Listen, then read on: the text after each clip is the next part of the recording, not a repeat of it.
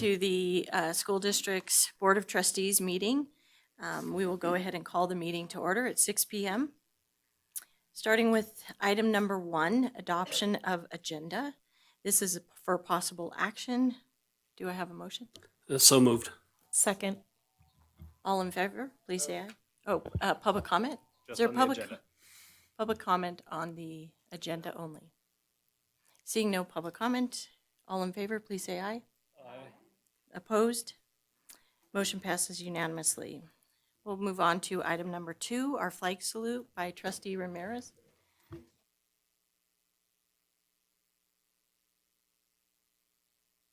Pledge allegiance to the flag of the United States of America and to the republic for which it stands, one nation, under God, indivisible, with liberty and justice for all.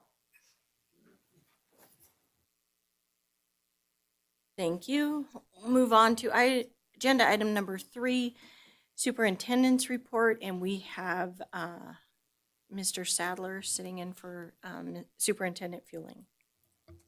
Thank you, Madam President, members of the board. We'll start things off tonight. We have some special guests with us this evening.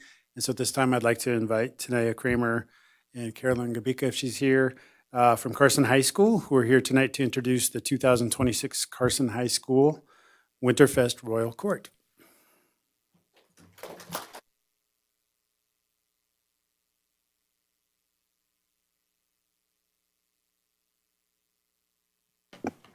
Hello, I'm Tanaya Kramer, one of the co-advisors for Student Council. And I'm Caroline Gabika, another co-advisor for Student Council. So for Winterfest, we have our senior candidates as well as we have our freshmen, juniors, and sophomores. And so we'll kind of let them tell you a little bit about their experience. So say your name, your grade, and your favorite thing about Winterfest. Good evening. My name is Sadie Brown. I'm a senior at Carson High School, and I've had so much fun participating in all of the Winterfest activities, especially the dress-up days. Hi everyone, my name is Jaden. My bad. Hi everyone, my name is Jaden Joaquin, and I'm a sophomore here at Carson High.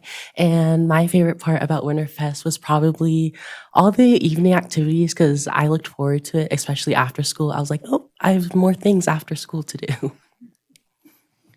I'm Sammy Ingram. I'm a freshman, and my favorite activities were the dress-up days. Hi, my name is Nastasia Solprizio, and I'm a junior. And then my favorite things were the dress-up days, especially the Shanghai one. That was fun. That's great. Great to hear. I'm glad you guys had a great week, and congratulations. And I'm hopeful that the dance went well as good, and saw your pictures, so congratulations, and I'm so glad that you guys participate in the school activities. Yeah, anybody else? I just kind of piggyback on what President Walt said. Congratulations. It's really nice to have you guys here tonight and see you in person. We did see your pictures in the paper and news releases and stuff, so it's really nice to see you guys here, and once again, congratulations. Good job. I will add, whoever does the Stuco Instagram page, so good, because I feel so in the loop on the happenings like day to day because you were so active maintaining that page. And so I was not at Winterfest or any of the shenanigans, but I feel like I had a front row seat to it. And so it was fun to see your pictures and see everybody all dressed nice and dressed not so nice on the crazy dress days, but you guys looked awesome and it looked like you had a great time. So thank you for maintaining such a strong page. I also want to congratulate you, and I'm so pleased to hear that you guys are enjoying your high school experience. It's not only academics, but there's extracurricular activities that you guys are definitely benefiting from, and I would encourage you to pass that along, share that with your friends. I say, get involved. So congratulations. And then lastly, Sadie, I don't know what you don't do. So Sadie, just so you all know too, Sadie is the president of the Rotary Interact Club. So she's very involved with Rotary as well. So I appreciate that as well. So good luck. Thank you.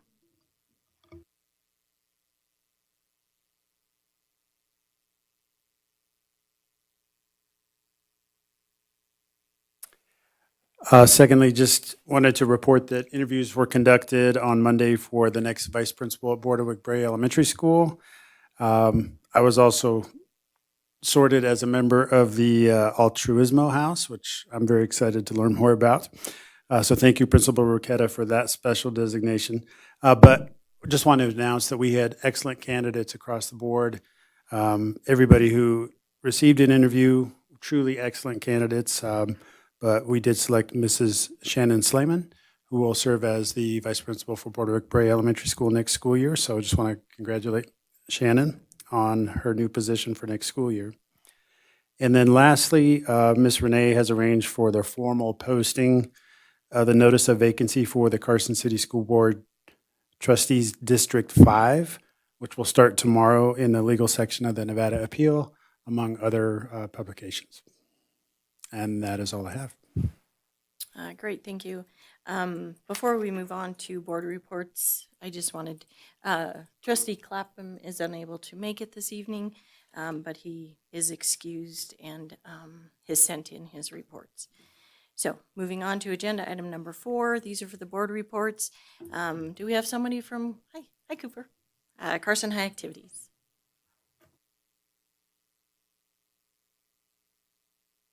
Good evening, everyone. My name is Cooper Fueling. I am the Carson High School Student Body School Board representative. Thank you all for having me here tonight.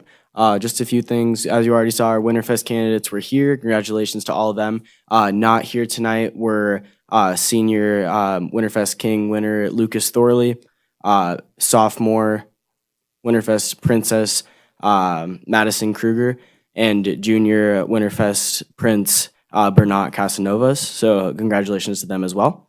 And then along with that, Winterfest was a huge success for us. There was a lot of participation. We had the most amount of people vote for our royalty that we have before. So our candidates were really involved, and it was great to see everyone participating so much in all the dress-up days and events.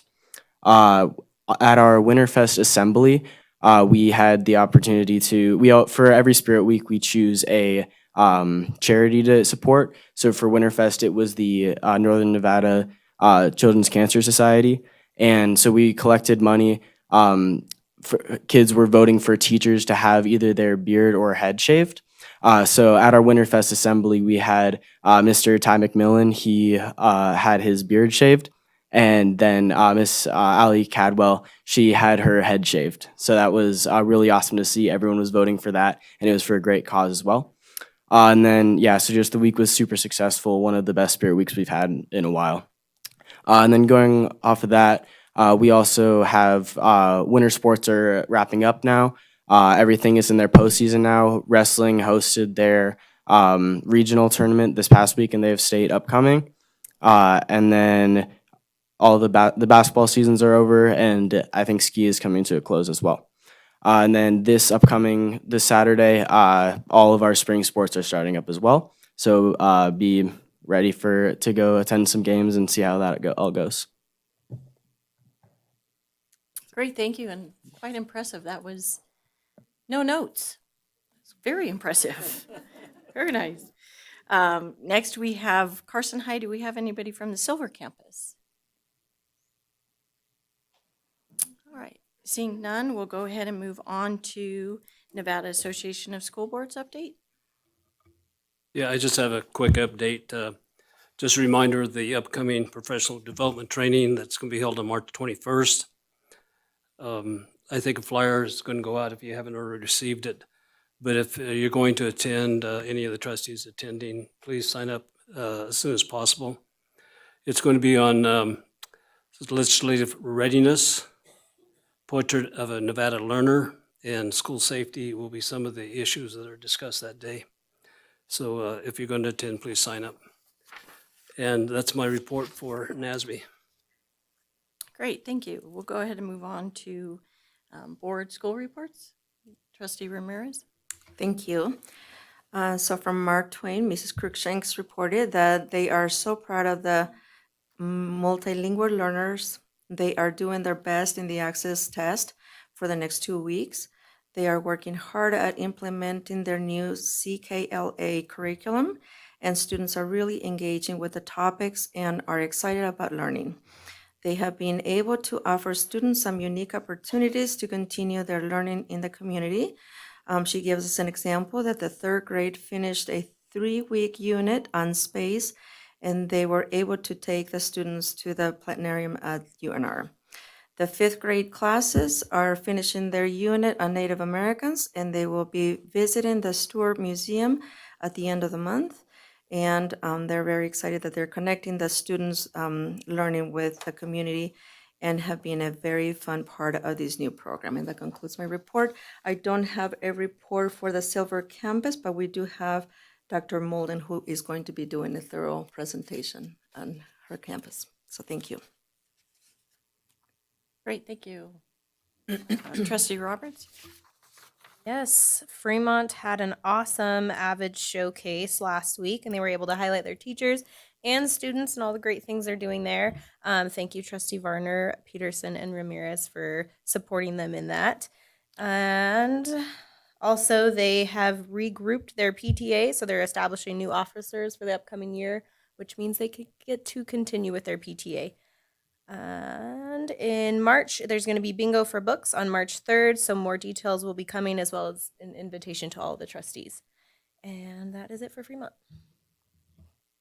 Thank you. Trustee Peterson? All right, first up, Seeliger. Ms. Pryor says, Seeliger is celebrating the Week of Kindness this week. Lots of fun activities focus on supporting our instruction of SEL. This week, the lessons for each week were planned by our awesome social workers, Miss Stephanie. And then she attached a flyer for the dress-up days. Looking ahead, Seeliger is bringing back the Seeliger Talent Show. Super excited about it. Mark your calendars. There's 2 performances. There's the daytime one for the students on Monday, March 2nd at 8:45. And then there is an evening one Thursday, March 5th at 5:30. And it sounds like it's going to be a lot of fun. Some of their dress-up days, we've got Be a Team Player with sports jerseys, Be Kind, wear a shirt, the Dude Be Kind shirt. Hats Off to Kindness, they can wear a hat on Wednesday. Spread Sunshine, bright yellow for Thursday. And then Friday is Heart Day, wear red, pink, or anything with hearts. So that is Seeliger. And then some notes from the high school. Let's see. Oh, Cooper already gave some pretty good sports reports and Winterfest. So those are big parts here. And then they mention just addressing some school threats that went around that were unfounded and it's just indiscriminately sent to everybody kind of a deal. And that our resources handled that very well. Some activities coming up. No school for President's Day, minimum days coming up. Speech and debate, there we go. February 20th and 21st, speech and debate will be in Elko. And then all day, both days. CTE week, so Ms. Robles, I think you said is all of February is a CTE month, and then there's a CTE week specifically where it gets highlighted extra heavy at the end of the month. And so there's going to be a lot of activities to highlight that. And I also want to extend a thank you on behalf of myself and Trustee Varner and Trustee Ramirez. We had the opportunity to go be toured through the CTE. Thank you. Billings. You and your son, I always mix your names up. Mr. Billings, that's easier, for taking us around and showing us the variety of CTE that is available through Carson High. It's very impressive, not just the offerings, but the workspace that they all get to learn in, and the teachers and the level of all in that is available to them. It's pretty great. Thank you for holding our hand through that and showing it. So that is going to be highlighted a little stronger towards the end of the month.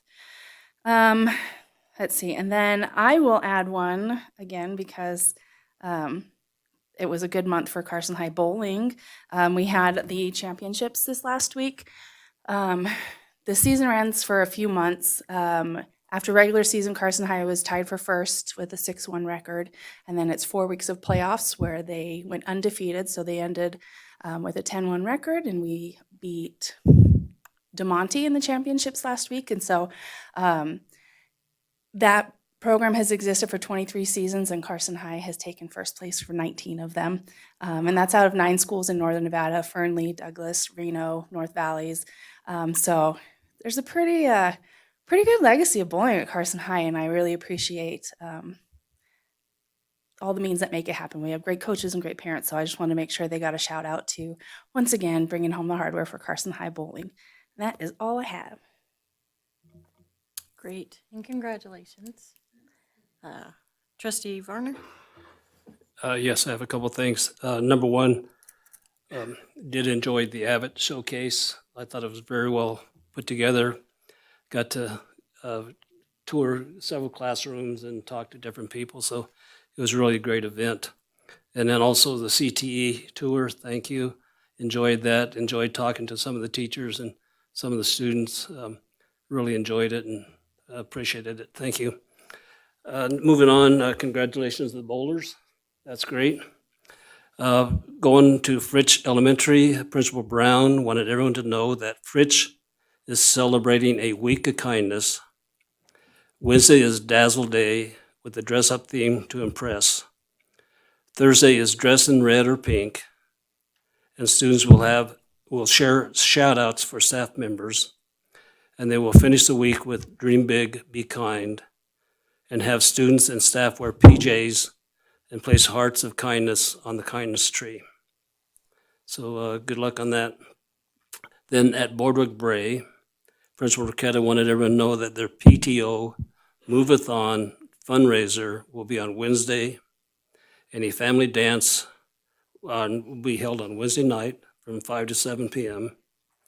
On Friday, they will be having house meetings in the morning and Valentine's parties from 2 to 3. And she wanted everybody to mark their calendars now for the hosted reading night, which is going to be held on March 3rd at 5 p.m. And that's my report. Great, thank you. I'll go ahead and start with Trustee Clapham's. He's asked me to report for CMS and Eagle Valley. So from Principal Robinson at CMS, we are halfway through the 3rd quarter of school. Teachers will be posting, sorry, something just came up, posting progress reports in Infinite Campus this week. We encourage all families to follow their child's progress in Infinite Campus on a regular basis and reach out to the school if they have any questions or concerns. Volleyball season is wrapping up with the Tawneva Championship Tournament tomorrow in Douglas County. Wrestling, how ironic that we're doing this tonight. Wrestling is open to all Carson Middle School students, boys and girls. This Friday is On Fridays We Wear Pink or Red Day. Students are encouraged to wear pink or red and earn points for their advisory teams. Finally, the National Assessment of Educational Progress, NAEP, also known as Nation's Report Card Assessment, will take place at Carson Middle next week for 50 randomly selected 8th grade students. So good luck with that.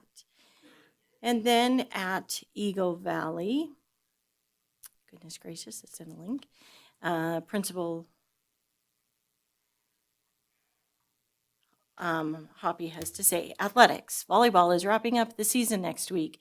We appreciate the parents and students who attended our games and shared their school spirit. Wrestling starts on February 17th.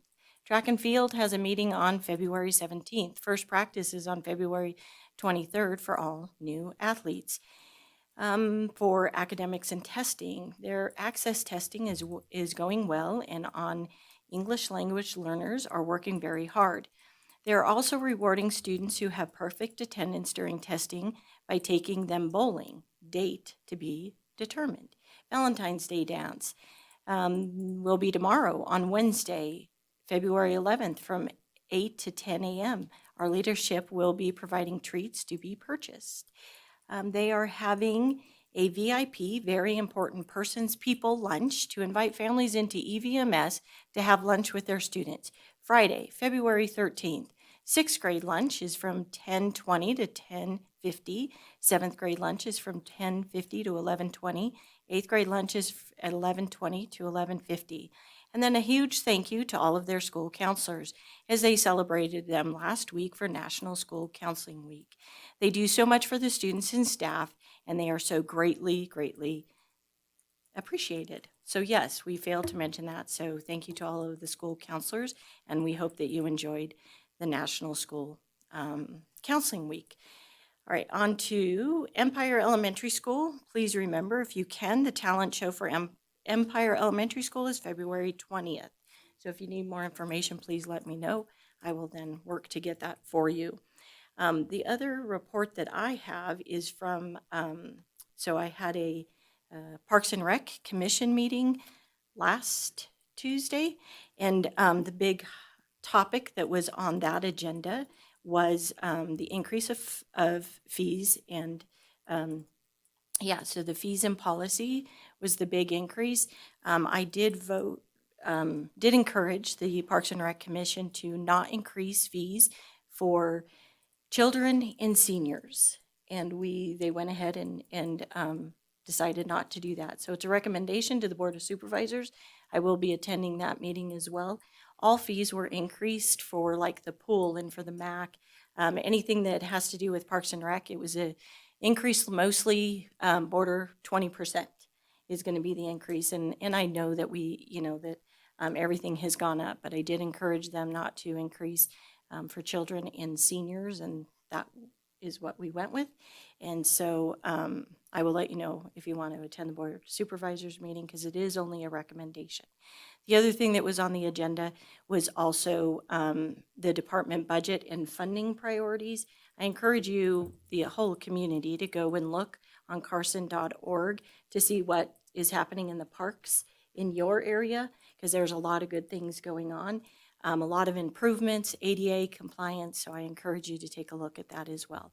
And I believe that is all I have for mine. Oh, I did want to thank Carson High as well for, I know I was unable to make the day you all made for STEM. It was a great presentation. It was a great, wow, I learned a lot. I thought I knew a lot about Carson High, but there's a lot of changes that have gone on, and it is very, very exciting what you're all doing up there. So I appreciate your time with that as well.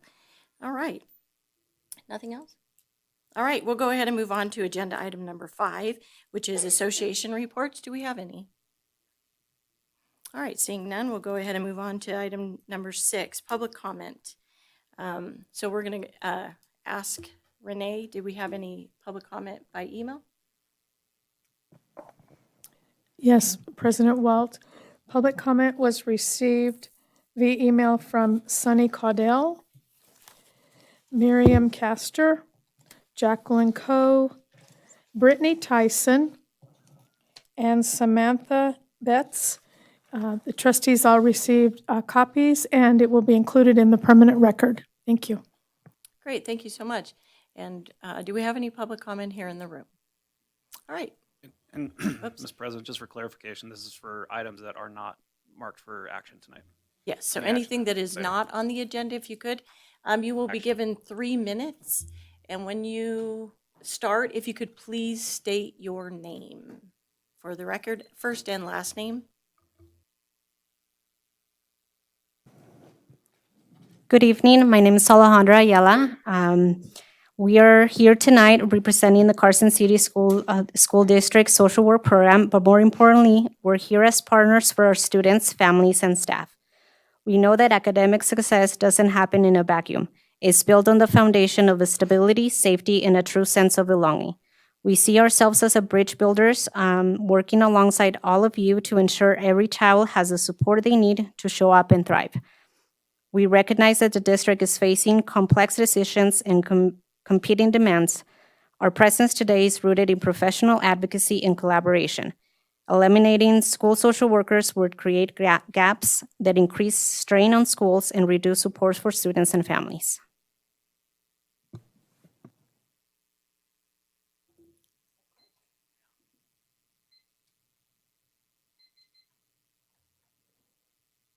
Hello, my name is Stephanie Navidad Marcos.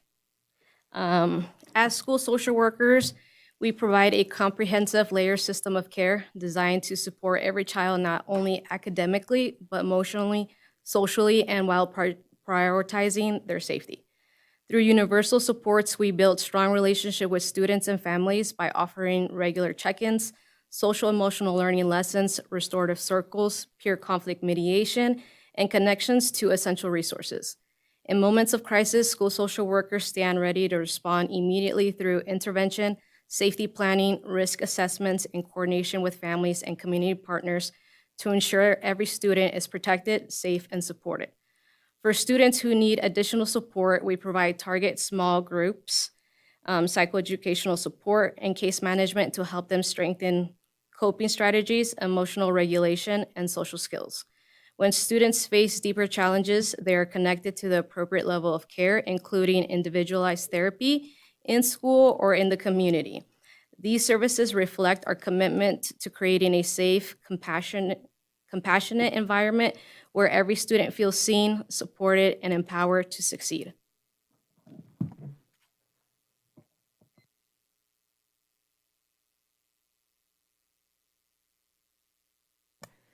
Hi, everyone. For the record, Molly McGregor, school social worker at Carson Middle. Research and national data indicate a continued rise in youth mental health needs, with increasing rates of anxiety, depression, trauma exposure, and behavioral concerns among children and adolescents. Schools are often the primary place where students access mental health support, making school social workers a critical resource in addressing these growing needs in a timely and effective way. Their presence helps ensure that students receive early intervention, consistent support, and access to the resources they need to succeed academically, socially, and emotionally.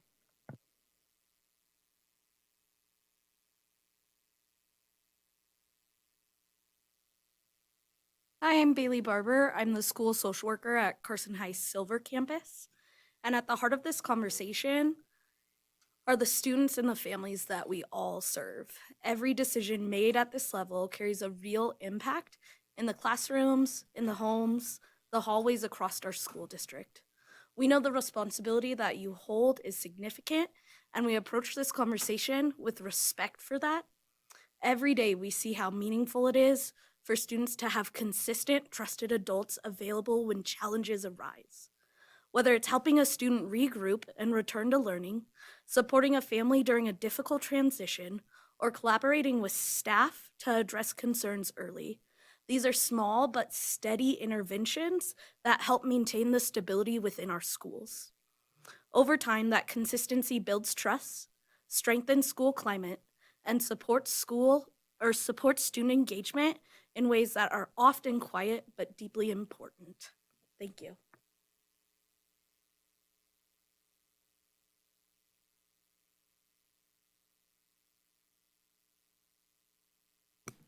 For the record, Nicole Sitton, school social worker. As you consider the path forward, we truly hope the role of school social workers is sustaining that stability and connection remains part of the broader conversation. We are committed to working alongside you to find solutions that protect both the district's fiscal health and the well-being of our students as well. Thank you for your time, service, and your thoughtful consideration to you all. Thank you. All right. All right.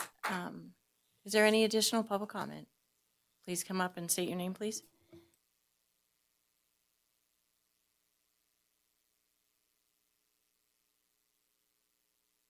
Will you press the button? Tell the screen. Thank you. Hi, my name is Mayella. I'm also here to advocate for the school social workers.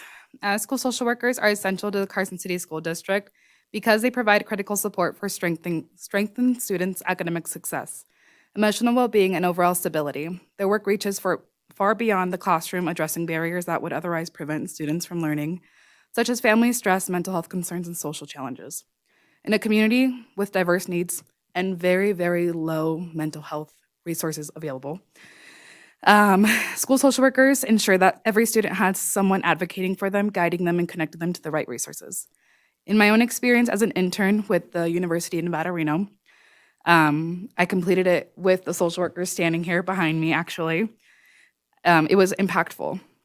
The school social workers not only supported students, they supported me. They helped shape my academic growth, mentored me through real-world situations, and provided training and strengthened my abilities as an emerging social worker. Without them, I would not have gained the knowledge, confidence, and/or hands-on experience that provided me for the field. Taking these roles away doesn't just affect students, it limits opportunities for future interns who depend on environments to learn, observe, and grow. Furthermore, removing school social workers would create a significant gap in services that helps keep students engaged, emotionally regulated, and connected to school. They lead crisis response efforts, improve attendance, support special education needs, and collaborate with families, teachers, and community agencies. The work creates safer, healthier learning environments and contributes directly to better academic outcomes. For that reason, school social workers are not optional, they are essential. They support the Carson City School District's mission, strengthen the next generation of social workers through mentorship, and ensure that students have the consistency care they need. Also, raise your hand if you've done your internship at Carson City School District. Yeah, so it is essential that they are here. That is all. Thank you so much. Thank you. Before you speak, go ahead and press the button and your first and last name. Hello, my name is Isaiah Pondo. I am currently a master's level social work student at the University of Nevada, Reno. I work directly under Molly McGregor at Carson Middle School, and I am here to advocate for them as well.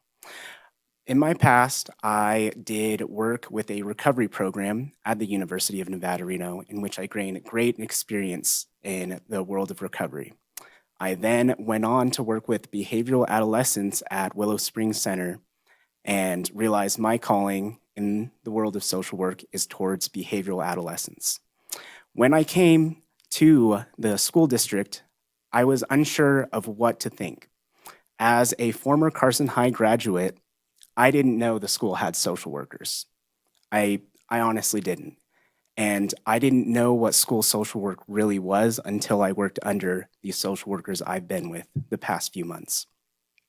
And during these past few months, I realized that these school social workers are so much more than just glorified counselors, in which I thought they were. I've worked between all levels of school, middle, high, and elementary school, and I've realized that the advocacy that these people do is so important for our community and for our students in our future. I would say to the school district, if you plan on cutting this position, then I encourage you guys to find some sort of repercussion or some sort of defense for what comes after, because these social workers do a lot for our schools. Our school social workers have advocated for our community. It's time for us to advocate for them. Thank you. Go ahead. Is this on? There we go. Okay. My name is Rhiannon Lish. I'm a school counselor at Carson Middle School this year. The social work department is an integral part of our community, and our social worker, Molly McGregor, is essential personnel at our campus at CMS. It would be a huge blow, to say the least, to lose our social worker, as well as the other social workers at each of our schools in the district. Molly McGregor is a constant, never-failing support for our students. Our students have extremely high social emotional needs and other needs, and many need assistance frequently, almost daily sometimes. And Molly is able to provide a higher level of care with love and with care every single day. She provides multiple groups to impact and help several students at once instead of just focusing on the one student at a time. She assists with crises every day, and she advocates for students and helps them find their voices again when they may have lost them. These are just a few of the many things that she does every day. As a school counselor, I truly can't imagine our school without our social worker. I can't imagine our school being successful without her, because the students really need that extra support that they may not be able to receive elsewhere in the community. So losing our social worker department would be a devastating loss for our schools, and I really appreciate your time. Thank you. Any additional? All right. No additional public comment? All right, we're going to close public comment and move on to agenda item number 7. Discussion and possible action to approve girls wrestling as a fully recognized school-sponsored sport in the Carson City School District, which is an exception to policy 214. This is going to be presented, 214 at interscholastic athletes, sorry. This is going to be presented by Thomas Reimer and Rodney Wade. Please come up.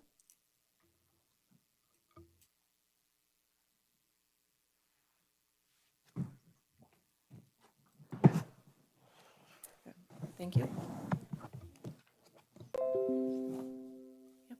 And do you have a presentation? Clicker on. President Walt, yes, we do have a presentation.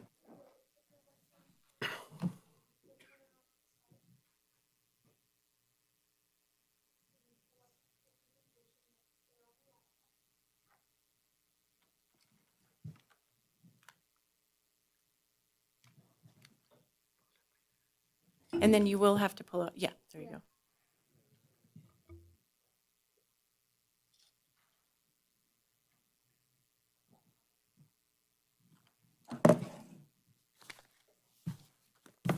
Great, thank you. For the record, I'm Thomas Reimer, Athletic Director at Carson High Schools. Seated next to me is Coach Samantha Samso, and she's going to introduce the student athletes who are with us tonight. Hi, I'm Coach Samso, and today we have Lily Hopkins, who qualified for state last weekend. Would they mind standing when your name is called? Lily, stand up. If you wouldn't mind, maybe just kind of coming around here, and then the paper can get a picture of you. Once you get your name called, come ahead. Okay, go ahead. Lexia Oliva, she's been on the wrestling team for 4 years.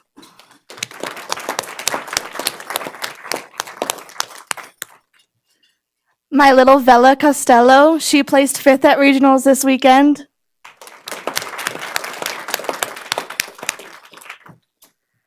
Mariah Gutierrez. She's concussed. You're concussed. Caitlin Funk, who also was doing good but is also concussed. Jojo or Ricky? And then JoJo Ailes, and she's been on the team for 3 years.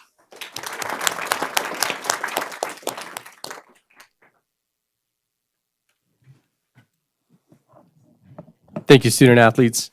This is who we're here representing today, are these Carson High student athletes. In 2017, the program started under the boys program, and it was recognized in 22 as a state team. And in 2025, the NIAA in November approved them to be a state-sanctioned organization.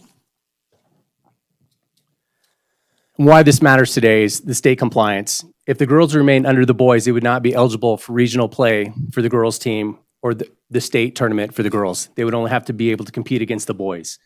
And that goes under the NAC. There's opportunities for the student athletes, as you can see, and Coach Samso, who's sitting next to us, was also a former high school female wrestler. The program has shown growth not only at the high school, but at the middle schools.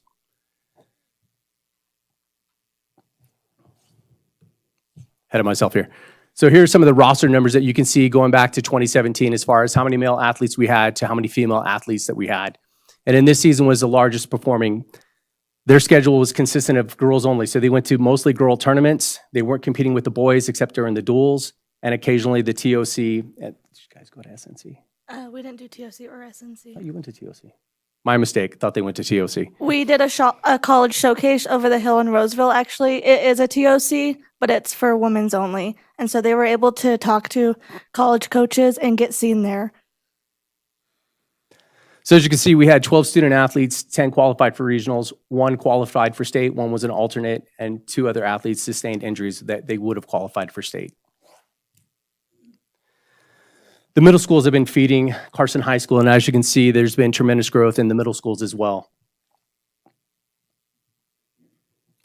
We've gone from 1 wrestler to 12 wrestlers and showing the percent of growth over that time.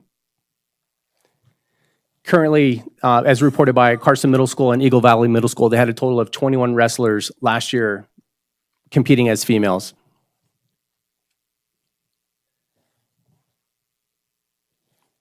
The statewide expansion in wrestling revolves 1A all the way through 5A. It's not divided by classification. So these girls are competing in their weight class against every girl in the state of Nevada. So taking away that opportunity means they would only be able to compete against boys, because I imagine some of these girls would continue to compete in wrestling just for the love of the sport. So we're asking for the sanctioning for them to be recognized so that they continue to compete against the sanctioned schools in Washoe County and Clark County and the other counties in the state of Nevada. Like we mentioned, district recognition is required. It goes back to the Nevada Administrative Code 385B, and it's titled Participation by a Girl on a Team for Boys and a Boy on a Team for Girls. Financial impact. I know we've talked a lot about finances earlier tonight. It's the head coaching stipend, and that would be $4,825.52. The allotment that we get from the district as far as budget, we can make that work to make it equal to what the boys wrestling are receiving for what they get on a yearly basis, and then every third year for uniform allowance. Fundraising, this team, as she'd mentioned, has gone over the hill to multiple tournaments, and they've done a lot of fundraising in an effort to pay for those tournaments. Benefits of recognition, it's equal resources. I mean, this goes back to Title IX. What we're providing the boys, we're also providing for these young women.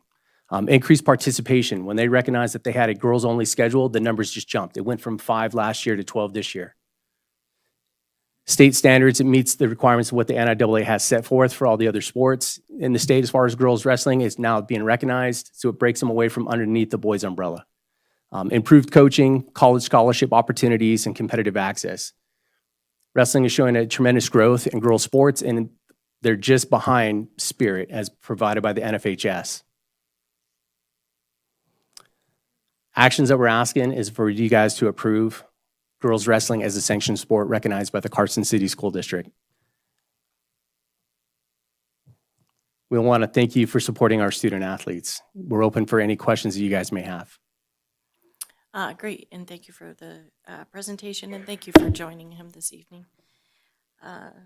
We'll go ahead and start with Trustee Varner. Do you have questions? The only question I have is there any minimum amount of girls that have to be on a team? Is there any set number? No, you can have one, you can have more than that. But when we get to the weight classes, it's going to matter as far as how many are going to make it out of regionals to qualify for state after that. Yeah. Well, congratulations to all the girls that are on the team now and the winners and stuff like that. So thank you. That's the only question I had. Thank you, Mr. Varner. Trustee Peterson, any questions? I'm just looking on the fiscal impact page. For the head coach, the 4,800, and then standard years, the 15. If there's uniforms, an additional 1,000 every third. What sort of stuff does that cover? Like, do they have to pay? I don't like. Yeah, so umpire, the sport of wrestling, as well as cross-country track and alpine ski, they have to pay to compete at a lot of the tournaments that they go to, whether that's gate fees, invitationals, et cetera. The budget that the district allows for us at the athletic department, we pay for the officials when we have the league meets, but when they're going to the tournaments, the teams are fundraising for that. And that's a big part of it in wrestling. The average cost for a tournament for a team of 14 wrestlers is $450, just to put that in perspective of what. But our booster does a really good job of, we do a golf fundraiser, so we're able to cover it in that aspect, but it is a heavy fee if you're going every weekend. Sorry, and I assume, so you talked about tournament weekends, and then there would be like an interleague schedule for playing locally? Correct. It's done with the 5A and 4A member schools that we have the league duels, and they have it with the boys. So on the same night that we're hosting the boys, we're hosting the girls. So and this year it went JV boys, varsity girls, varsity boys. And sorry, when you just said JV girls, is there? I'm sorry, I meant JV boys. JV boys, varsity girls, varsity boys. My mistake. If we get the numbers, there could be JV girls. Like Reed, they have a JV girls team, and there's JV girls tournament over the hill. It hasn't really made its way over to Nevada yet, but there is opportunities for the girls that aren't right there with the competition. Trustee Roberts? No, I think everything was answered. Thank you. Trustee Ramirez? Okay, great. Thank you. So I have a question. So when it comes to the facility use, do you practice with the boys then, or is that facility use, the practice of the wrestling area. Is there an issue with the scheduling or anything, or are you good with that? You want to answer that question? Right now, we do practice with the boys, but during like winter break and stuff, we separate our own practices. And with the numbers, I'm pretty good friends with the boys coach, so we can negotiate it between me and Coach Lamborn. So there's no really issue with it. Great, thank you. No, I appreciate the presentation. I extremely appreciate the fiscal impact page. I wish they all had those, so that's great. If we have no further questions, do you? Go ahead. I do, and I don't totally know how to ask it. I was looking at it earlier for the policy 214. It says in here that when a group or organization requests that the school district sponsor a new sport for interscholastic competition, the request for sponsorship must be submitted to board consideration no later than August 1st and approved prior to December 1st. Is this considered sponsoring a new sport since it's already sponsored under boys? Like, is there any conflict of being outside that window?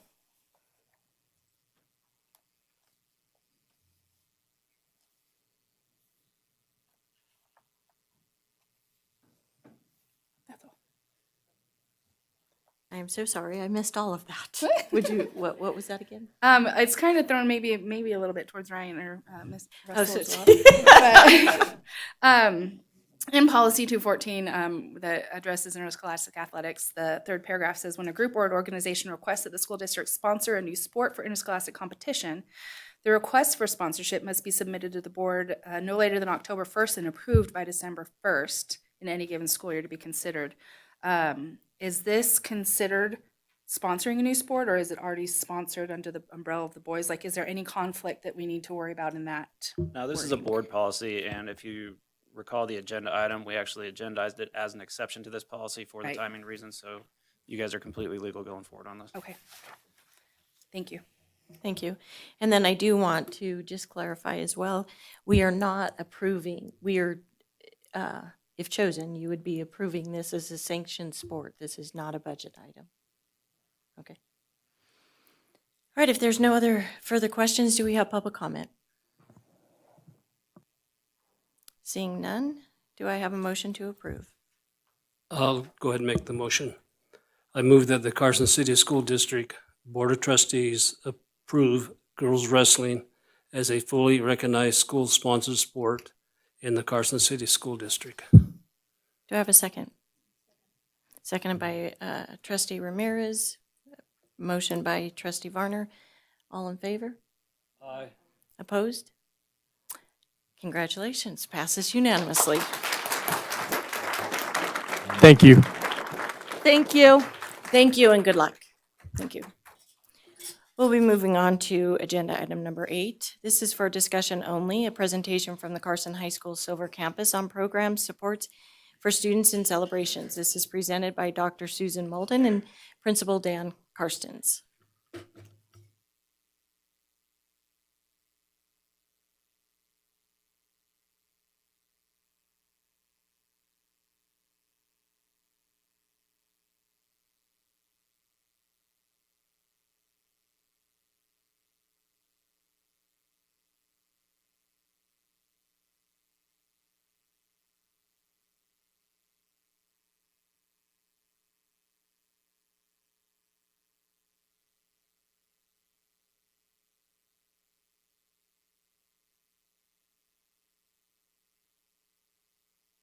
Okay. Hello. For the record, my name is Dr. Sue Molden Horton, and I am the assistant principal for the Carson High Silver Campus. And I am extremely excited to share this presentation to you. It is twofold tonight. There is part one is to talk about the direction that we are hoping to take our campus, and then part two is a way that we have come together to support the district's online learning program. Okay, so be prepared. All right, we're moving on. Okay, So currently, right now, we have done a great deal of research and we have talked to several community members in the Carson City area to talk about really where is the biggest shortage for people to support this community. And the direction that we keep hearing is that the trades are in dire need in every aspect, from electrician to plumbing, sheet metal, you name it, this community is in dire need. And it is really based on the fact that many of our baby boomers are retiring. And so they are in need of the young to come in, replace them, to continue this service that they provide to our community. And we have a shortage. So Silver Campus wants to help. Okay, that doesn't work. We have to do it this way. All right, I'm not techie. Okay, so how do we plan to do this? I got it. I'm just a little nervous there. The jitters are here. So we want to do this through our JAG program, and we have a new JAG program manager this year, and her name is Kelly Stokes, who all of you may remember, but Kelly is doing an awesome job. She's out supporting her students and her program by reaching out to trades that are in the area under my support so that we can bring people in to talk to our kids to give them even more information. But also, JAG is really supporting us as well. They have a mission and they want to help the Carson City program. Dr. Moulton, could you, for the people who might be listening, what does JAG stand for? Thank you for that question. JAG stands for Jobs for America's Graduates. And so we are actually Pioneer/Silver Campus has had a JAG program for several years, but it has had a decline in enrollment. And this year, with our new vision and mission and with Kelly's support, we have actually been able to raise our JAG student enrollment to currently we have 82 students on campus, and of that 82, over 50% of them are all in our JAG program. So I wanted to give you an example right now of our current partners. And so Chris Allen, who is the Workforce Development Specialist through JAG, he is working side by side with Kelly to bring in avenues to help us reach out to some of the trades that are locally. Also, Stacy Rich, who is the Director of Operations for the Nevada Builders Alliance, they have totally adopted us to the fullest. They have created a flyer that gives a picture of the Silver Campus plus their organization. They've reached out, they're sending out saying that they're going to help us 100%. They're trying to find people who would like to work with our seniors as they graduate and have the opportunity to learn some of the trades outside with them, and as well as to bring people in to speak to our classes. In fact, we have a speaker that's coming on Thursday, and they are coming from Coastal Air and Sheet Metal, which is down in Minden, but they want to come up, talk to our kids, share with the kids what the possibilities are to get into that trade, what's pay, what is there college, is there trade school, what do you have to do to be able to get into this service? And they're willing to help and come all the way up and help us out. The exciting thing that I have to report tonight is that I've been meeting with Kirk Hager from ACO Engineering Systems, and he is an area superintendent that is working out in the USA Parkway. And through all of the building that's taking place, he's overseeing one of the data systems that is being built. He is in connection with all of these other trades that is hurting. Electricians, plumbers, pipe fitters, all of it. They have all the land has been purchased, the materials have been purchased, the owners of who want it, they're like, we want it right now, but they don't have people. And so they're reaching out. So by him sharing with other people that he works with about our school and the program that we are having, Local 350 has reached out and has asked us to meet with them, and we have a date set for February 25th. They want to lease out the Silver Campus for all of their apprentice classes. They want to lease it out for 3 hours every Monday through Thursday and use our building. I've shared into it, but wait a minute, I don't have a lab. I don't have a welding shop. I don't have any of these. And they're like, we don't need that.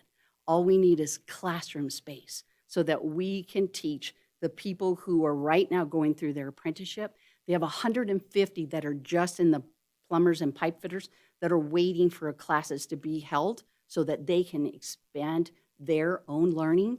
And then the electrician, local number something, I don't know what it is, they want to follow right behind them. So this is exciting in my mind to think that people want to rent out our schools so that they can teach and then be a full pipeline, because the Local 350 works directly with JAG up in Reno currently right now, and they're willing to come and work with us. They've assured me that they had actually reached out to Washoe County schools to see if they would allow them to use their school buildings, and Washoe County told them no. And so they're like, who else can we find? And I'm like, I'm here. I'm welcoming you. And so we're meeting on the 25th with Mr. Fueling and their team to see if this is something that actually can come to fruition.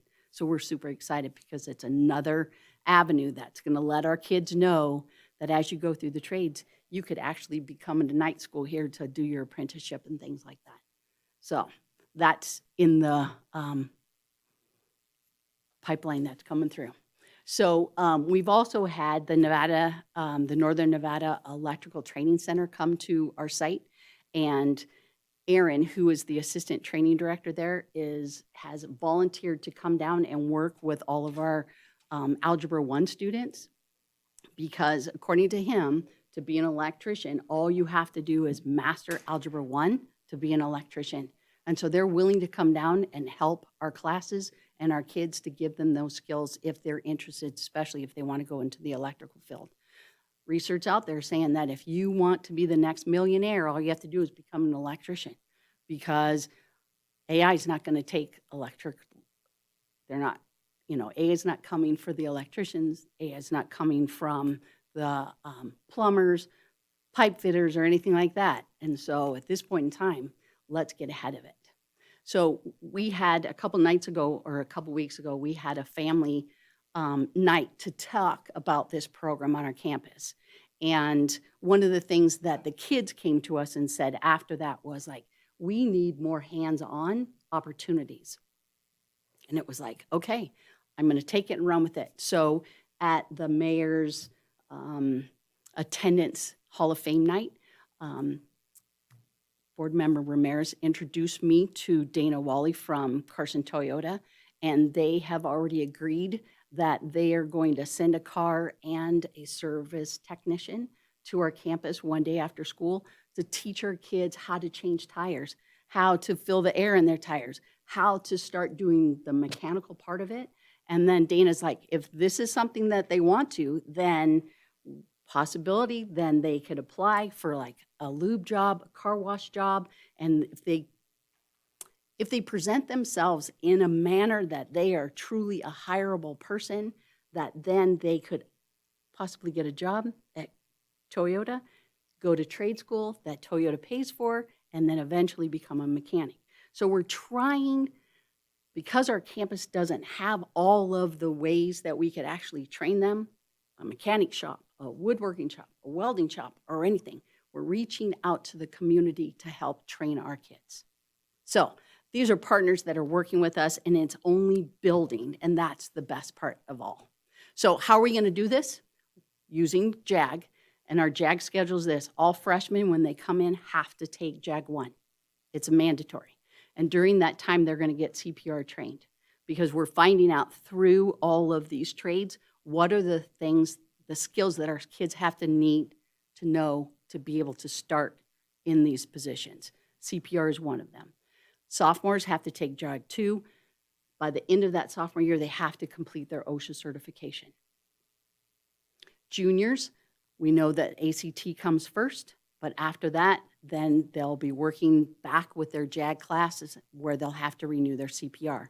Then our seniors, through JAG 4, that's when the possibility of them doing some job shadowing, internships, apprenticeships, and everything like that. But they have to be on track to graduate to be able to participate in this.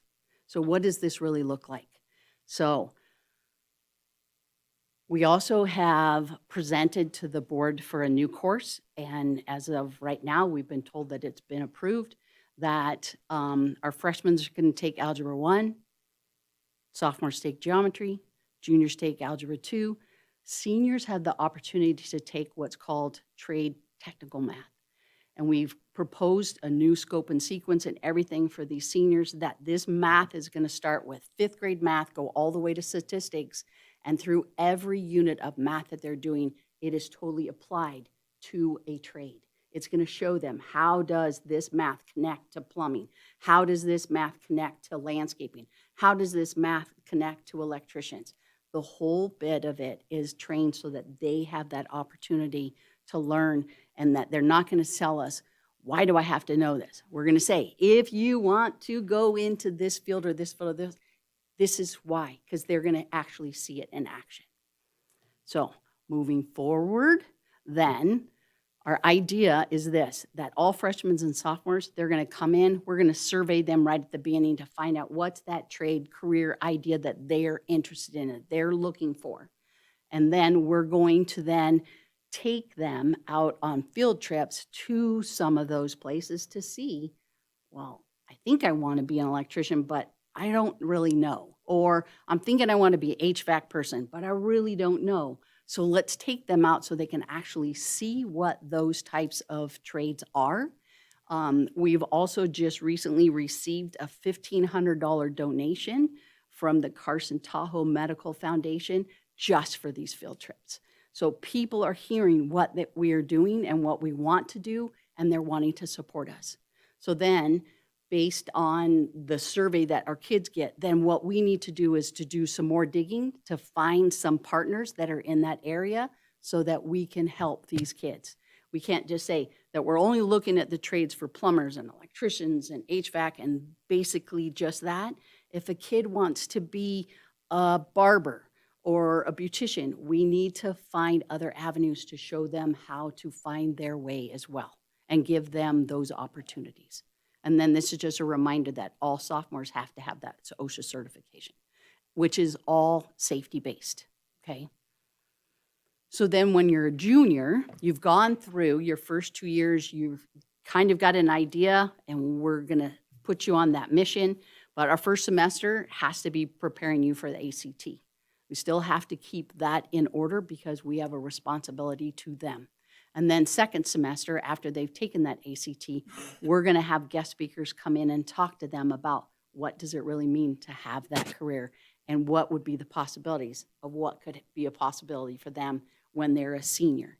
So for seniors, the goal is that if you are credit sufficient with our 4x4 block schedule, the kids can take 2 classes in the morning on A day, 2 classes that you have to take in the morning and the B day, and the afternoons you're out doing job shadowing, internships, apprenticeships, whatever that company that is willing to work with us, that trade, that they're willing to actually train the kids during that time, that's where we're going to do it. And if, however, if a student is credit deficient, they lose this opportunity, but we still have a responsibility to help them graduate so they will stay on campus and complete credit recovery throughout. If they're able to finish it by the end of first semester, then there's the possibility that we can open it for second semester for them. I know this sounds like a lot and it just sounds so, oh my gosh, but this truly is so exciting.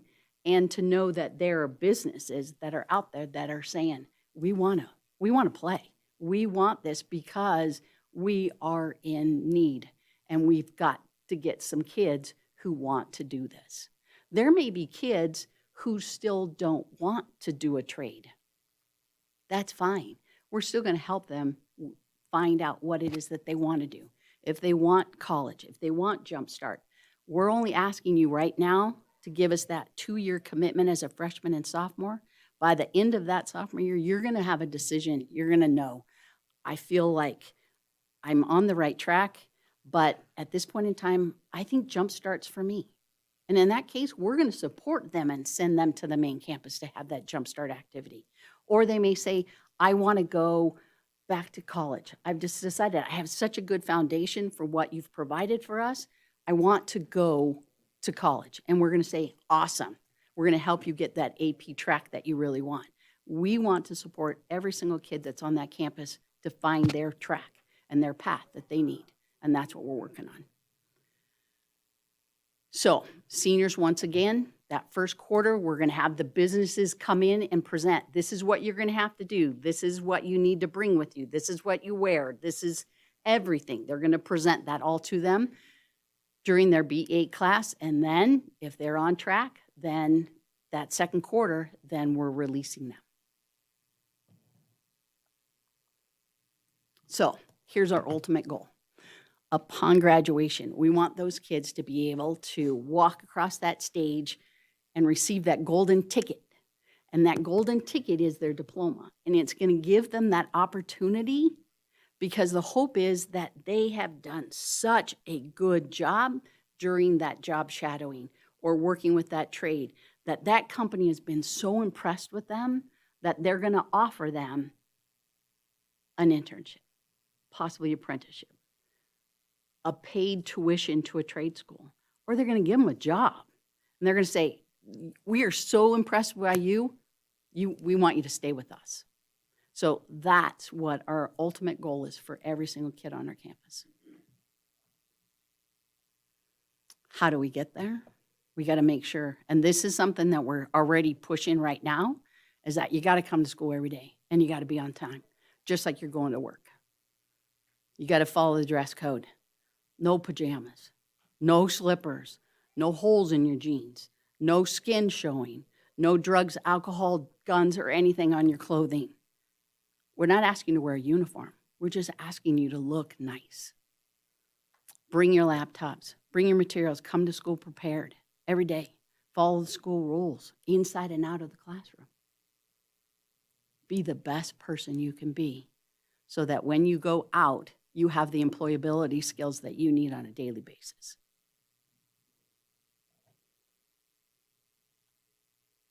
Okay, now, quick question.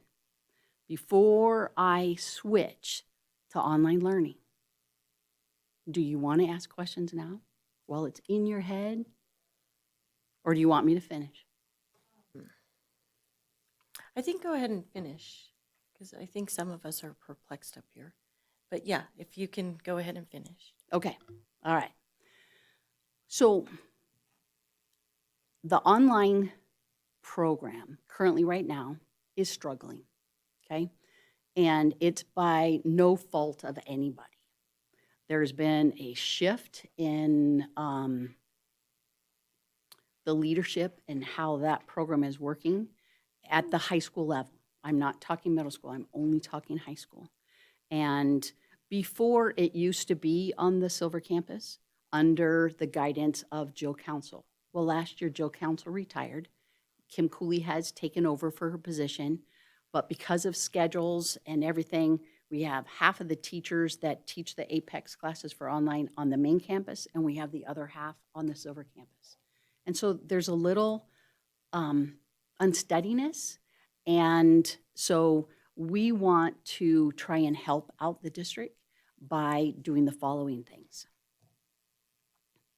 So, first of all, we truly believe that a lot of the time that the kids struggle is the fact that for them to learn the program, they're talking to a computer. And they're talking online, email to their Apex teacher. Well, what we want to recommend is that they come on campus for the first 2 weeks of school. They come on campus and they go to the Apex class that those teachers have. And that teacher there will actually be face-to-face and say, This is how you do attendance. This is how you take notes. This is how you turn papers in. This is how you take a test, so that they're learning everything right there in person with that teacher. And there would be 4 teachers on campus, so you'd have math, science, English, and social studies, all would be on the Silver campus. One period, that teacher at that time teaches just Apex to online students. Jill Council teaches all the electives. She would be on that campus as well. And she would be there to monitor and to support those kids throughout the day. So they come for those 2 weeks. And after the 2 weeks are up, if they're still struggling, we're going to keep them. We want them to be successful. We don't want them to struggle anymore. So if it takes another week for them to really feel comfortable with how that Apex program is going to work, that's okay. And if they're doing great and they've got it mastered and they're ready to go, we're going to say, go home. Okay? Do the process. Check in, just like you're supposed to do it, do your work. But we're going to put you on probation for a quarter because we want you to be successful. And if you're not making it, then we're going to bring you back in seat to ensure that you can be successful. And if a student refuses to do orientation, we're going to recommend that they don't go online, because this is the only way that they can really do it. Then we also want to get parents involved. We're not going to require parents to be there for the 2 weeks. We sure are going to encourage it. But if a parent can come for one day and actually get to meet those teachers face to face as well, and to hear the process of how we take attendance. How does the parent check to see how much time their student's been on the computer, how much work they've done? All of this, the teacher can show them everything so that the teacher or that the parent then feels comfortable and they don't feel lost. And it's kind of like, well, nobody's answering our questions. Nobody's supporting us. They'll have access to that teacher right then and there. And they can find out what the process is, what their email address is, what their office hours are, the whole bit. So the parents become partners with us. Because ultimately, when that online student goes home, that parent is there to guide them. And if the parent doesn't feel comfortable, then that's on us. We need to make sure that the parents feel comfortable so that that kid can be supported and be successful and not want to leave the online program or the district to go to some other program or to even go homeschool. We want to keep the kids in our district. So, in addition to being at home, all finals and district required assessments, so like ACT, access test, the 9th grade biology test, if they're online, those kids have to come into campus to take all those tests. They can't do them at home. So we'll call them in, they'll take the test right there with their Apex teachers, and everything is done and it's all supervised. And like if there's the student climate survey, all those kind of things, we're going to bring them in because we still want to hear their feedback, their input, and so we want to make sure that they have that opportunity. So now I'm done. Great. Thank you for the presentation. Thank you for your time. We'll go ahead and start with questions. Did you want to go ahead and start, Trustee Varner? I can. Thank you. It was a great presentation. And I think you know I'm a big believer in this, what you're trying to accomplish at the Silver Campus. I know we have a robust CTE program, but what I like about this is it's really focusing on trades where someone can get out of high school and get a high-paying job right away. And high-paying jobs are available in the trades you're talking about. And I have read the articles about the next millionaires are going to be in the trades. And my son happens to be in one of the trades, and he makes over 6 figures, and plus great benefits, health insurance all paid, 401k, very, very comfortable 401k. So I think it's important that we move towards this way, and I support it. And I guess I do have a question is when the students are job shadowing, what liability, if any, does the school district assume? That is, okay, Sue Molden Horton for the record. That will be something that we will work with the companies before. It'll probably be an MOU process, the whole bit, because we got to find out actually what is it that they are going to have the students do. And we have to ensure that Mr. Russell is in agreement and that we are not doing anything out of policy procedures. But at the same time, they want to make sure that their liability is covered and they don't want anything to happen to our kids Right. on their watch. Great. Then just a couple others, if I could. You talked about leasing classrooms. Are you talking about leasing them or possibility of leasing them in the evening hours? Is that what I heard? Okay. It's the time they mentioned was possibly between 5 and 8 o'clock. Okay. And then I was wondering about the recruitment of students into the Silver Campus. Any thought to how we get more students involved in this program that goes forward? Currently, right now, the counselors are just now starting their scheduling process with the students that are on the main campus. And then I'm going to reach out and actually make visits to both of the middle schools to share my presentation. I was paying attention. I was just checking my notes because I wanted to make sure I didn't have anything else. But I think that'll be it for now. If I have something else, I'll come back later. Thank you very much. Great. Trustee Peterson, questions? I don't have a whole lot to ask. Thank you for the presentation, and that we got to, Trustee Varner and I got to sit through a very similar one that was aimed at the students a few weeks ago. So it was a good refresher for what was presented there. My enrollment recruiting was a question, and you already touched on that. I had requested this presentation, especially because as we're talking about budgets and it's such a small enrollment, but I think it's great. I think it's a great program, a great campus, and great things that you have going on.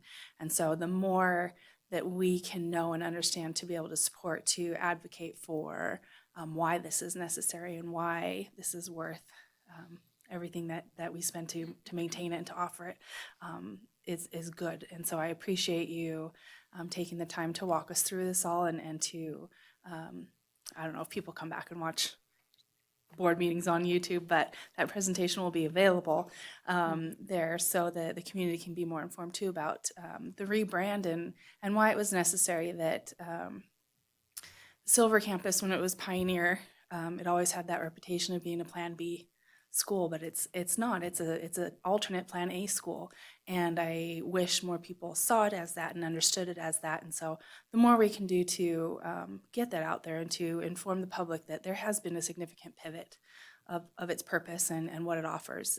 So again, thank you for putting this together, and hopefully this news spreads and the word spreads, and you can feel very supported by the community. And when 8th graders express interest, their parents will support it. Mm-hmm. So if you don't mind, I'd like to add a little bit to that. I realize right now that 82 kids sounds super low. However, I do have 5 early graduates. So I actually have 87, but I have 5 early grads. So that's, to me, that's a huge celebration. And I know that budget is a true concern across this district for everyone at every level. And I am so respectful of that. And we would never want to hurt the district, our families, or our students in any way, shape, or form. But I kind of believe that this program is going to have start a little smaller. And it's like, as soon as we're able to actually get our seniors out and we have businesses and companies that are saying, we want to help. I think once that message gets out, then it is truly going to blossom. And I welcome kids from the main campus. I welcome kids from the middle schools. And I think it's something that has true, actual benefit for this community. And we just need a little time. So I want to read this. Okay. This is from the Nevada Builders Alliance. And this is the picture they put for both of us. But it says the goal, get seniors from Silver Campus into local businesses to shadow or intern and learn more about the careers in the trades. They'll get hands-on experience from you and your team, and you could be training your next new hire. The idea is to have them attend classes in the morning and then come to your business in the afternoon. You want to help? You want another way? How about come talk to the students and their families about their trades? To me, this right here is just awesome. And it's just to know that here we have the Nevada Builders Association that's huge and has lots of companies in it that they're actually reaching out to help support us. And so hopefully that word gets out too. Great, thank you. Trustee Roberts? I didn't have any questions. Just thank you. It was a great presentation. Really exciting to learn more about what's going on there, and it sounds like great things. I appreciate the different avenues, excuse me, avenues that the kids have to look forward to, and the opportunities that the community is presenting, and I hope that it continues to grow. It's very exciting. Trustee Ramirez? So I represent your school, or I'm the liaison for your school, and I can honestly tell you that every time I go to your school, your campus, or every time I hear your presentation, I learn something new, and I'm just very impressed of what we are offering the students. I have attended your evening presentations with your partners, and I have appreciated that the parents come with the kids, and I think that that is key for, especially, for our students that are not clearly focusing on a career path. I think parents are so instrumental in being part of these presentations, and so the times that I've been there and I have observed how the parents are so engaged in the conversation, I also see the students are also very engaged, and I'm thinking, this is what it takes. We need to have the parent and the student sitting in front of the presenter and listening to the presentation, and that's how the students take it more serious. And that conversation goes home. That does not stay at the campus or in the classroom. It goes home and it continues, and I think that that's the key to make it happen. So I'm very appreciative of all your of your passion that you you put into the work that you do, and you're so genuine. I mean, the parents listen to you, the students are listening to you. So I think that that's what it takes. Having the right people in the right position is what makes the program successful. So I do have one question on the I do realize that not all the students are interested in going to college, and this is one of the reasons why we're offering these programs. But I do have a question on the math, the trade and technical math that we're offering the seniors. Are we in alignment with the math that is required for an associate's degree in case students change their mind and say like, oh, you know what, after all, I do want to go to college? Does this math align with the math that they require for the Associate of Applied Science at WNC? Do you know? At this point in time, I can't answer that question. However, I just want you to know that those students have the opportunity to take the other levels, whether they want to take statistics or probability, those offerings, they are still eligible to take those. Okay. And the reason why I was asking that is because my understanding is that at WNC, they're offering a different math course for students that are going toward those different types of trades. And that's why I wanted to find out if you had looked into it. So, but yeah, no, overall, just, very, very thankful, for what we are offering those students that choose a smaller campus and are focusing in, a trade that they will be, passionate about, doing. So thank you for your presentation and for all the work that you do. All right, thank you. My turn. I do have quite a bit, as normal. But yeah, no, not me at all. Okay, so I guess I'm confused. do we have these programs now, or was this a presentation that we're moving towards? It is a program of what we want to move towards for sure. Okay, currently, yes, I have Jack. Okay. Yes, I have all these, I have several companies who are coming in, speaking to our kids, talking to them, electricians, cosmetology, barbers.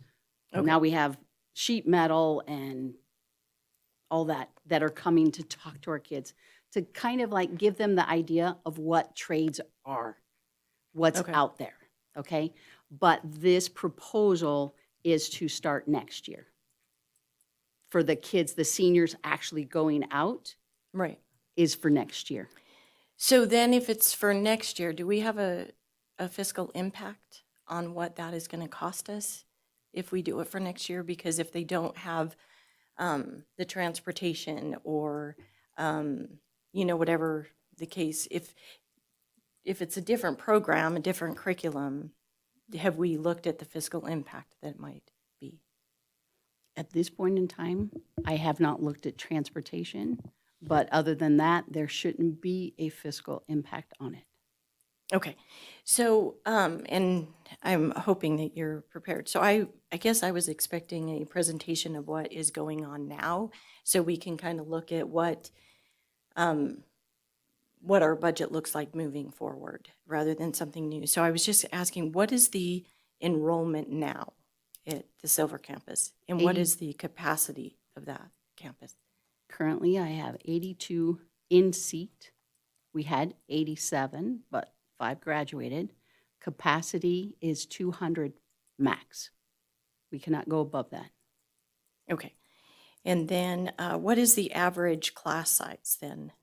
It depends. It goes anywhere from 2 up to 18. Okay. Thank you. And I'm sorry if this is catching you off guard. I'm sorry. And then, so how many seniors do you have? Currently, Yeah. I have 22, So 22 graduating. And then how many freshmen do you have? 11. 11. Okay. All right. So then if we're looking at, you'd mentioned, which I think everybody knows, and I especially know Ms. Robles knows this as well, but those of you who know Vito Perrone, who was at Adult Education, he fought for a trade school since day one, that he was the principal at Adult Education. And I have always been a component for trade schools. I think it would be great if the kids can actually graduate from high school and, be an electrician. Graduate from high school and be ready to go out and be a plumber. And I know that's not possible because they can't get the internship. Ms. Robles corrected me on that.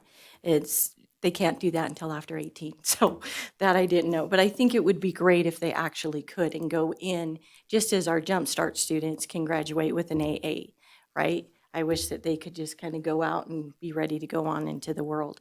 So trade schools is something that I am extremely passionate about. And I believe the JAG program is a great program as well.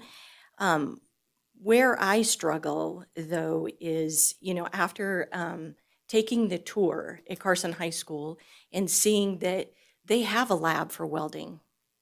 They have these other labs there as well. And it seems as though what I wrote on a couple different things is, are we duplicating what were happening at Carson High, duplicating what's happening at the Silver Campus and vice versa? And what brings to my mind is there possibly an opportunity for a school within a school? And if that would be a possibility to look at, because I know my question was, how do students from the Silver Campus get into this welding class? I saw 3 girls welding. I thought it was fantastic. And they're welding, and I'm like, how do we get everything that this school district has to offer on both campuses? How do we get it to be that every student has that opportunity? So every student has that opportunity to be into the JAG program. Every student has that opportunity to be in, the different CTE classes that we have, the STEM classes. And what I looked at is there a possibility, like I said, to be, that we could do a school within a school? Because right now, I think you mentioned as well, for the freshmen, if they wanted, to do, oh, no, I know what it was. Juniors, if they wanted to, I'm sorry, get into the Jumpstart program. But it's my understanding the Jumpstart program for juniors is on campus. So how would we get those juniors over to Carson High to be part of that Jumpstart program before they can actually get up to WNC, as seniors? So they go, and they want that as well. So I see that there is need for a trade school, and I think it would be great as well. I just think that, are we, can we be thinking outside of the box, is what my thought is. Go ahead. Okay. Can I ask for a clarifying, what question would you like me to answer first? I don't know that I just was asking my whole head had questions. But yeah, so what do you see though as, do you see us duplicating, I guess, in that, start with there, what you plan on having next year to what Carson High already has offering? Okay. Sue Molden Horton for the record. I do not see a duplication at all.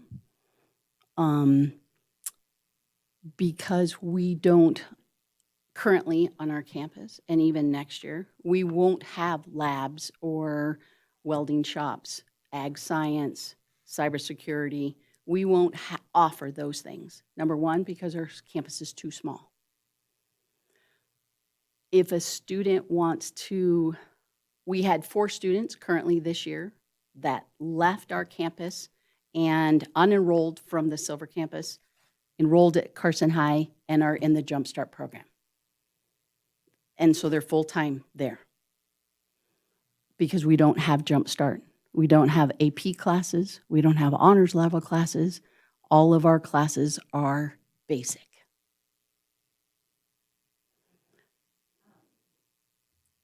Okay, so then, I guess next year, if this were to go forward, if this is the direction that y'all choose to go forward, then without labs, how is that possible to make it that? That's because they're actually going out to the company and they are learning that trade, that skill, everything there. And all of these trades that we are talking to all realize that our kids are not being trained prior. They're learning all of the employability skills that they need, and that's what the trades are asking us, to ensure that these kids have CPR, that they have OSHA, and that they have some financial literacy before they come to them, and that they know how to put their phone away, they know how to come to work, they know how to be there on time and to be an active participant. That's all they're asking us to send to them. They will train them. They will give them the skills that they need, so we don't need a lab. Okay, so then that brings up, how do they get there? Well, a lot of it just depends on if the student is driving. If they're not, then we can work with city buses. We can work with the company to see if they have transportation. All of that is still in the works because first of all, we have to find out who is a company that really is going to allow this to happen and to work with us. And then at that point in time, we find out who the kids are, and then we make sure that those things happen. And I see that as being very important. I just see that we're already in February, and it just seems like there's a lot of unknowns moving into 6 months from now. That there's a lot that's going to have to happen to make this possible in 6 months. A lot of logistics that need to be worked out, and that's where I guess I would have a concern is the timing of this. It seems like a lot. But then I do have a few questions on the online. So how many students are enrolled on online right now? I'm pretty sure How many? 50. Okay, so 50? I was going to say 33.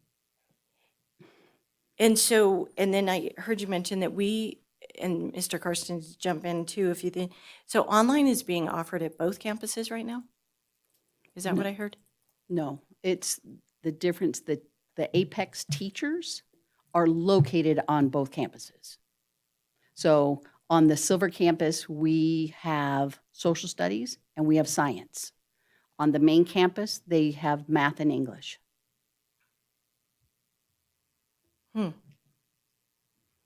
So 2 teachers for 2 subjects? No, I No, have a history teacher and I have a science teacher. They have a math teacher and they have an English teacher.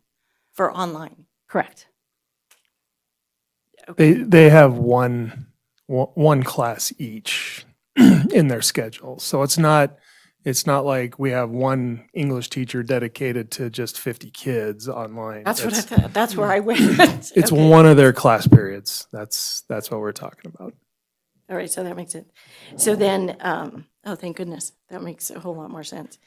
So then that helps my next question, because my next question is, say that, they take the 2-week orientation and they're done and they don't need any more help.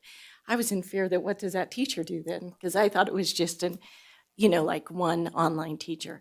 And so if it all goes to one campus, then are you still looking at having 4 teachers teaching each individual subject, or would we try to grab one teacher to do? No, Mm-mm. no, you couldn't do that because you may have 60 kids online, just throwing that number out, for just that social studies teacher. So they couldn't be doing 60 kids in social studies, 30 kids in math, 45 over here, because they're not all of the same kids. So with that plan, is there the thought of having to add teacher? No? We haven't had to. We did it last year on the Silver campus, and we had all 4, and we were able to do it without any hiccups. Okay, great. So let me just go here. If I missed anything. Nope, I don't think so. I think I covered it all. But did anybody have any additional after my additional? Go ahead. I have another question. And forgive me if you said it already and I missed it. If a student at Carson High School is interested in a trade school, in a trade program, can they be transferred to the Silver campus? Are you asking if they can be there full-time? Mhm. Or are you, yes, yes. And they'll have to do that at the beginning of the school year, or what Ideally, we options? would want them to be there at the beginning of the school year, so they would start at the very beginning. Okay, thank you. Sorry, that brings up another question. What happens if there's that student, though, that wants to take the honors math, the AP English, but then may want to be in the JAG program? That's where I'm looking at saying, wouldn't it be great if they could do it all? But the only way they're going to be able to do that all, I think, is if we do like a school within a school. Because I just think that the opportunity is there and we have so much out there, but we are asking our students at the ages of 15 and 16 years old to choose. You either have to choose here or choose there. And I just think it would be wonderful if they didn't have to. So if I can address that thought, is the fact that the students that are on the Silver campus chose to be on the Silver campus, and they need a smaller environment. And so if you're asking them to go to the main campus, you might have accidents of a lot of kids. No, that's what I'm thinking. I don't even know what it looks like, but I'm just saying that it would be great if we could, if they chose to go to the Silver campus, but now you're turning this into a trade school. What about the kid who does want to do that trade, but still wants to do the AP English or still wants to be in those CTE classes. They still want to be in those computer classes. But they're 15 and 16, and So do they really currently- know what they want to do? Currently, we have one student who is on our campus full-time, except for 2 classes. She takes French and an AP math class on the main campus. She gets there by her mom. Her mom picks her up, takes her over there, and brings her back. Last year, Caitlin, who was your speaker, she took math class on the main campus, and her mom took her. And so we're not saying it's not possible, but we're just saying that to have a full bus every single period back and forth, that's impossible. With only 5-minute passing periods, it makes it rough.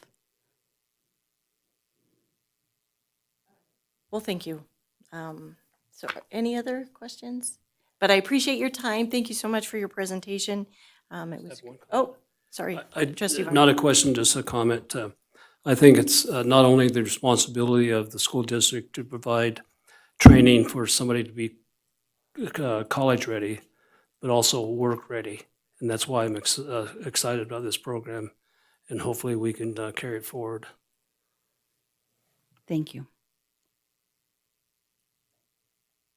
All right, thank you so much. Thank you for your time. Do I just exit? All right, we'll go ahead and move on to agenda item number 9. This is for discussion only. This is the discussion of the proposed changes of the following regulation and bylaws of the Carson City School District Board of Trustees. We're going to go over regulation bylaw 020, which is the delegation of responsibilities. And you see that this is presented by me, so I'll just continue. You see that what was striked out and which was on red. So we took out schools and actually wrote the Carson City School District, took out board and wrote in the Carson City School District Board of Trustees to stay consistent with our ongoing policy changes by Mr. Sadler. Okay? Any questions on that? All right, moving on to bylaw 030, development of board policy. Again, it's the same changes. No questions. Moving on to bylaw 060, board meeting schedule. You see that we did change in the policy that we will meet on Tuesdays if needed at 6 p.m. rather than 7 p.m. Okay? And then moving on to the last one, which is the procedure of addressing the board. We changed in number 3, went from 5 minutes for public comment to 3 minutes. That was the major change. Anything else? Questions? Great. All right. Yep, just small changes. Thank you. Moving on to agenda item number 10. This is an action item. This is just discussion and possible action to approve, ratify, and adopt the proposed changes to the following bylaws of the Carson City School District Board of Trustees. This is for second reading. Are there any questions? Is there public comment? All right, then do I have a motion to approve?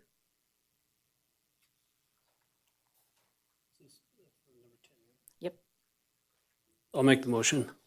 I move that the Carson City School District Board of Trustees approve, ratify, and adopt the proposed changes to bylaw 010, structure, bylaw 020, authority and powers, bylaw 030, functions, bylaw 040, membership, bylaw 041, organization, bylaw 060, meetings of the board or of school trustees, bylaw 070, duties of officers, bylaw 080, duties of the auditor, and bylaw 090, legal counsel.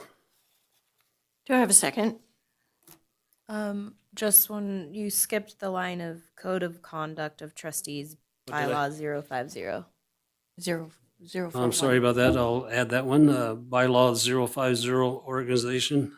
Which one did I skip? 041. That one. Oh, that one? Is that one? Yeah. Okay, great. I'll second that. Okay. Public comment? Seeing none, all in favor? Aye. Opposed? Passes unanimously. Thank you very much. Moving on to agenda item number 11. This is discussion and possible action to cancel the April 28th, 2026 school board meeting. This is because this is the week normally that we do the appreciation or the awards for the teachers. Yeah, Educator of the Year and Employee of the Year awards. Right, and as you remember, last year, we chose not to have it at a school board meeting. We went ahead and did it, which seemed to be very successful and positive. So, at this time, do I have a motion to approve? Or any questions? Okay, motion to approve? Second? Second. Public comment? Seeing none, all in favor, please say aye. Aye. Opposed? Passes unanimously. Thank you very much. Moving on to item number 12, approval of the consent agenda. Did you all have a chance to read? Questions? Motion to approve? I move that the Carson City School District Board of Trustees approve the consent agenda as submitted. Second? Second. Public comment? Seeing none, all in favor, please say aye. Aye. Opposed? Passes unanimously. Thank you. Moving on to agenda item number 13. This is for informational items for discussion only. No action will be taken. Did you all have a time to review? Questions? Great. Seeing none, we'll move on to agenda item number 14, which is request for future agenda topics. Does anybody have any agenda topic ideas? Yeah, I recently saw in the Carson Now about the ASP program at the high school, and I would love to learn more about that. It was for the special needs kids, and recently one of them was able to go tour Lowe's because he wants to work there, and I just thought that was so neat. I didn't know we had this program, so I would love it to learn more, and if possible, like, could some of those students come as well, and we could meet them and what they're looking forward to. Great. Mr. Sadler, did you get that? Great. Thank you. Just, And then I just have to one more. Oh, go clarify ahead. real quick. Yes. Specifically for Carson High School, that is a pre-K through 12 program, so. I didn't know that either. I thought it was just high school. Yeah, Overview. overview, Okay. yeah. Okay. That'd be amazing. And that's awesome. And then I had one more, yes.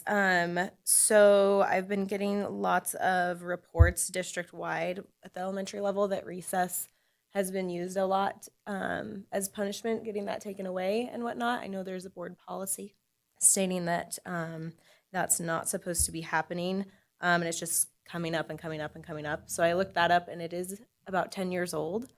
So I don't know if we just need a refresher at that level. I know that there's probably a lot of new staff, and I know that one of the times I brought it up, they weren't even aware that the policy existed. And also wondering if maybe we can add to it. I don't necessarily want it changed. I think recess is definitely needed for these kids, and there's a lot of research that backs that. But I wonder if we can maybe brainstorm ideas to add to the policy of other things that teachers can do to address those behavioral issues. Because I know recess is very motivating for kids, and that's an easy one to kind of throw out. But I think there are better ways to correct the behavior than taking that time from our kids. Great, thank you. Did you get that? And then if you could align it with statute as well, because I believe there might be some state statute that goes around that deals with the amount of recess time that each individual or each student should get on that. The only agenda item I had is we are going to have our finance workshop next. Okay, so at the next meeting, we will have a finance workshop, which will be starting at 5:30. Okay, and then the board meeting will start at 6. Okay, I see a bunch of nods, so I'm thinking that's good. All right, anything else? Nope. All right, moving on to agenda item number 15, meeting adjourned. Thank you so much.